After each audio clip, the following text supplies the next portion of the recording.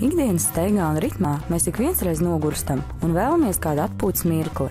Tieši tāpēc Rīgā ir radies brīnišķīgs jauns brends ar nosaukumu Masāžina Rīga.com, kurā ikvienam ir iespējas mirklīt piestāt, atslābināties un baudīt relaksācijas iespējas masāžu pasaulē.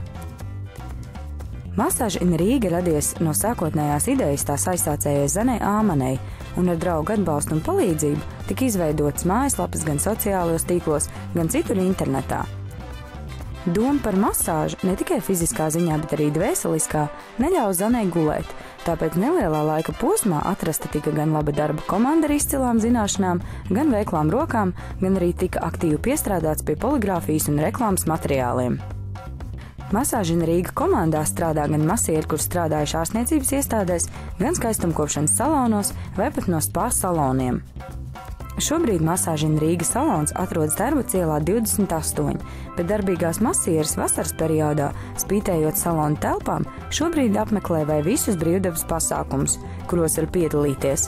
Iespēja iepazīties ar masāžu pakalpojumiem bija gan Rīgas festivālā Bierfest, gan Līgo svētku pasākumā Meža parkā 2014, gan arī Kalnciema kvartālā.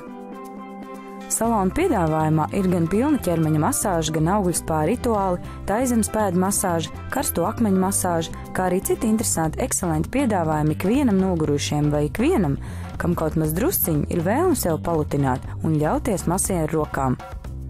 Masāžina Rīga komanda darba procesā patiesi staro, turklāt, kā saka pašas masieres, ir iespēja vienai no otras mācīties, būt neatkarīgām, vienmēr turpināt šajā nozarē sev pilnveidot, kā arī vislielākais prieks ir tas, ka var strādāt radoši.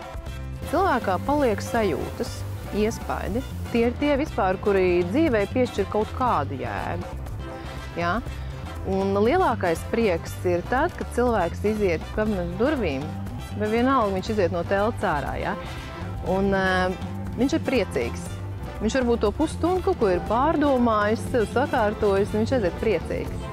Šie mirkļi ir tie, kuri vispār ir vērti.